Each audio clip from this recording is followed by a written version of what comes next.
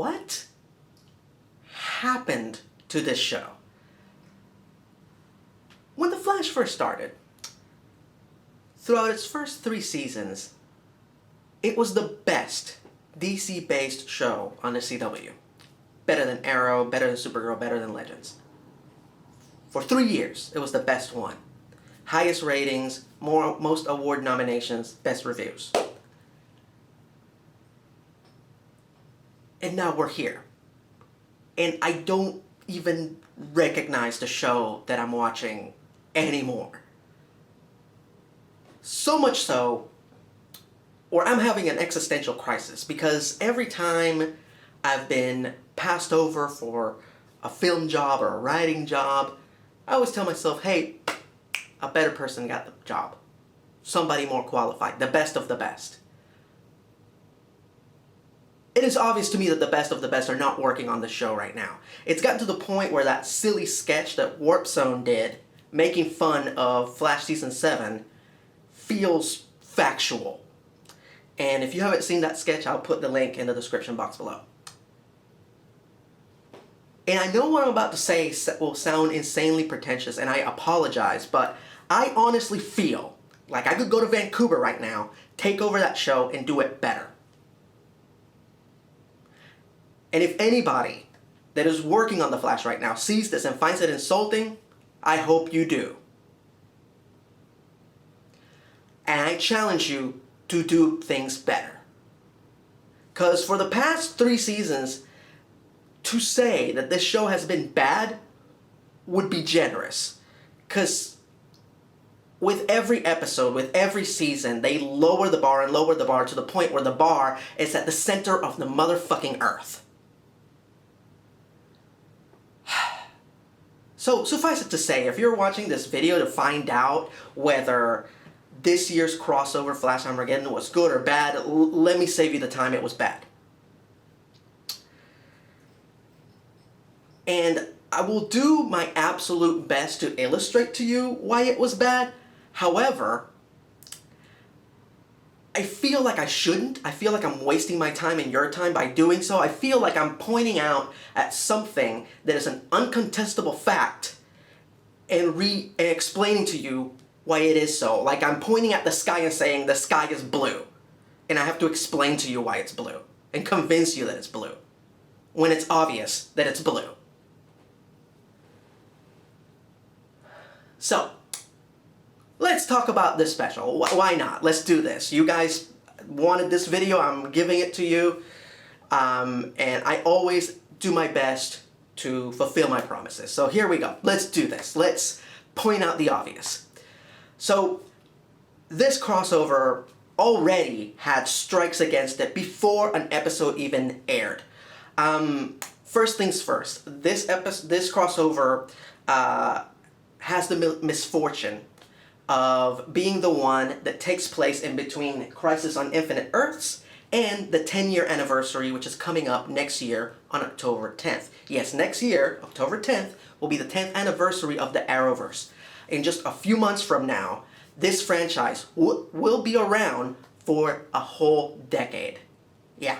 So, this is huge. We know that's going to be huge. So whatever was in the middle, you know it was going to be smaller. You know it was going to be one of the more conservative crossovers. Now, nothing wrong with the smaller crossovers. Flash vs. Arrow, which was a crossover between 2 shows, great. Elseworlds, which was a crossover between 3 shows, it was great. It doesn't have to be huge for it to be good. In fact, originally, before the pandemic, this crossover was going to be only between Batwoman and Superman and Lois, the 2 new shows. Fine with that. Those are the 2 new shows. They need to be showcased. Give the flagship shows a break. Sounds like a great idea. But, again, the fact that it was going to be smaller was a strike against it. Strike number 2. It's announced that all chapters of the crossover are going to take place on The Flash. And just in case you missed the first portion of this video, The Flash is fucking terrible right now. So that immediately sets off alarms in everybody's head who has been watching this franchise for the past 3 years. Now, Here's what bothers me. You could potentially assume that it was because of the pandemic that they did this to make things less complicated, but here's what bothers me. The production teams within the Berlanti umbrella, they are the ones that basically created how to do these types of crossovers efficiently. They literally created the formula to make this shit work. I would like to remind you right now that Crisis on Earth X was released the same year as The Defenders on Netflix, which was the crossover between the four main Netflix Marvel shows. And Earth X, in spite of it being silly and otherworldly and goofy, it was still better than The Defenders, which was made by the bigger franchise. So these are the people that know how to do this correctly, and yet they're doing it differently this year and placing the entire weight of this massive event on one show instead of spreading it amongst multiple shows. So that was strike number 2. Pretty questionable. Strike number 3. Then it's announced that the crossover is called Flash Armageddon. Now, for those of you who don't know, the only crossover event in DC Comics that bears that name is Armageddon 2001. And for those of you who don't know, Armageddon 2001 is considered to be one of the worst crossover event comics in the history of comics. Strike 3. So, here's the part that's really puzzling. They name it after a terrible crossover event, but the episode itself, and you could already tell by the trailers, has little to nothing to do with that crossover event. So I have to question the logic behind that. It almost feels like they're trolling the fans. Maybe 2 little things. Maybe the fact that there's a character that time travels back in time to kill somebody before they do something bad, but that's it. That's where the resemblance stopped. So, strike 4. For some reason, the main antagonist in this crossover is Despero, who has absolutely nothing to do with the Armageddon comic. So, as a naive, long-term comic book fan, I assume that this will be either based or partially based on Despero's first appearance, which is Justice League of America #1. Yes, on the first issue of the Justice League's titular book, the first antagonist they ever faced was Despero. And I naively make this assumption because in this crossover, Despero is seen playing chess, just like he is on the comic, which he plays a deadly game of chess against the Flash to decide the fates of the fellow Justice Leaguers as well as the fate of the world. Spoiler alert, it's not based on that at all. In fact, the one moment in the crossover where that happens, where he plays chess or at least moves a chess piece, I want to say as an Easter egg, but it felt more like a middle finger. I keep using the word crossover, and I feel like I'm being greatly generous when I use that term because it really wasn't a crossover. It was a 5-part Flash storyline with really pointless cameos of characters that we like far more and we rather be watching than watching this show. Almost everybody that I like, almost everybody that appeared, I like. Kat McNamara, Osric Chow, Brandon Routh, one of my all-time favorite CW superheroes, Cress Williams. Overall, their involvement in this crossover, pointless. Just pointless. They wasted every guest star, including Tony Curran, who played Despero, one of the greatest character actors of our time, wasted him. So, I don't write a script to these videos. I, go off the top of my head, as you could probably tell by now. But I do write notes.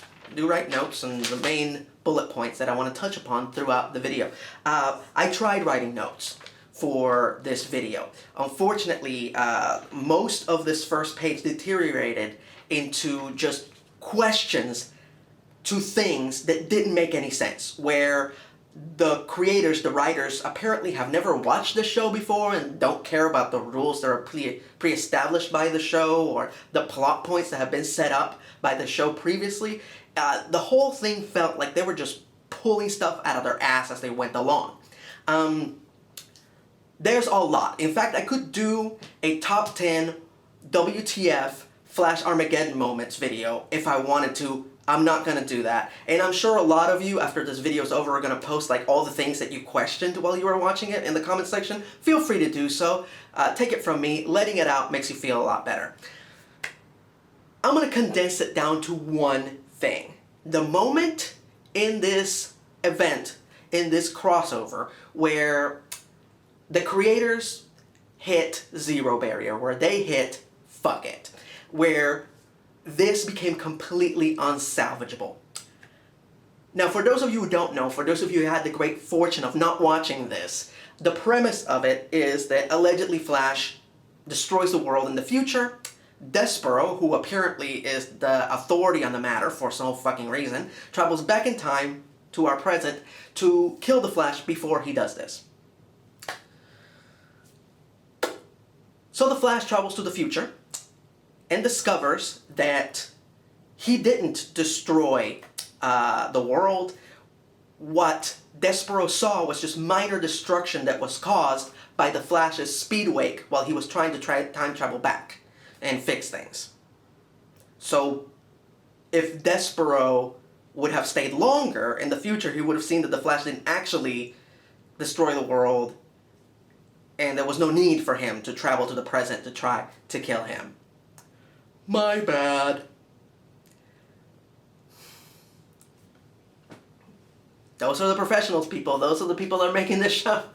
Oh, God. And there is way more. There is so much stuff in this that makes no damn sense, that is just... Look, I'll put it to you like this.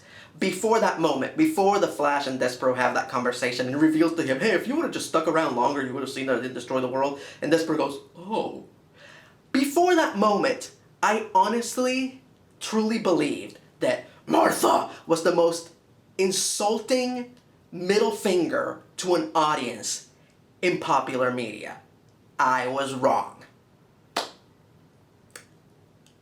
I don't think I need to explain any further why this was so fucking terrible. I would ask you to check it out for yourself and see how bad it is and see how long you can stick with it before you just say, you know what, I've had enough. But I don't want to do something that horrifically mean to another human being. In fact, I would encourage you to just not watch The Flash anymore.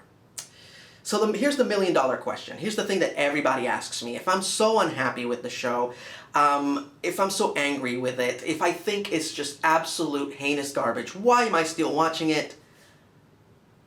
Because I love these characters, guys. I grew up with these characters. They were my imaginary friends. They were the protagonists in all my favorite stories growing up.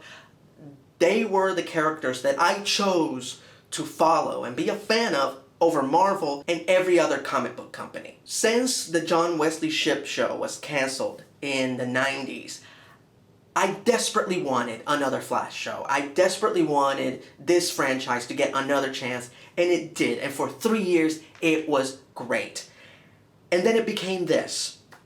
So it's kind of like that really good friend that you have that you know is really, really, really talented, but for some reason keeps fucking up in their life over and over and over again, and you just don't have the heart to abandon them. And that's where I'm at right now. Here's the other million-dollar question. Why doesn't the CW cancel this? Obviously, they are not turning in a quality product. Why do they keep holding on? Because the big 10th anniversary crossover is next year. And The Flash, unfortunately, in spite of this, is still the most popular show in the franchise. So it will at least continue for another season. But oh my God, if they cancel it before then, and just have Grant Gustin guest star in the 10th anniversary episode, I will not shed a tear. So there you go. Those are my thoughts or my rants of anger against Flash Armageddon, the alleged crossover for the DCW this year. If you want to see me in a much better attitude talk about these shows, you're welcome to check out my E-Rants on my Patreon page, patreon.com/erod. But if you're not a patron, all you have to do is pledge $1 to unlock all of my bonus videos, including the E-Rants to all of each season of each of the CW shows. And in return, you're helping me to continue to produce the Blockbuster Buster. As per usual, guys, thank you so much for your ongoing support, and especially thanks to all of you who sent me such sweet messages last night on Twitter, worried about me, thinking that I was, borderline depressed. Look, guys, at the end of the day, I know this is just a show. I am disappointed, but I'm not destroyed, okay? No matter what happens, at the end of the day, I still had 3 good seasons of The Flash that I love and hold dear and watch over and over again and pretend like nothing came after they defeated Savitar, except for Barry's appearances in the crossovers. But honestly, in spite of my love for this character, in spite of my love for his comics, I honestly, truly want to just stop watching this show. I really, really do. I think I've officially hit my limit. I'm gonna let the DVR record them, and maybe eventually the anger will subside, and I might give it a chance again. But I think when it comes back in 2022, I'm just gonna let them record and not watch them, and just stick to things that I actually enjoy, like Superman and Lois and Stargirl. And of course, all the awesome Marvel shows on Disney+. Alright, so thank you guys for your ongoing support, because at the end of the day, I wouldn't be able to do what I do without you. Take care.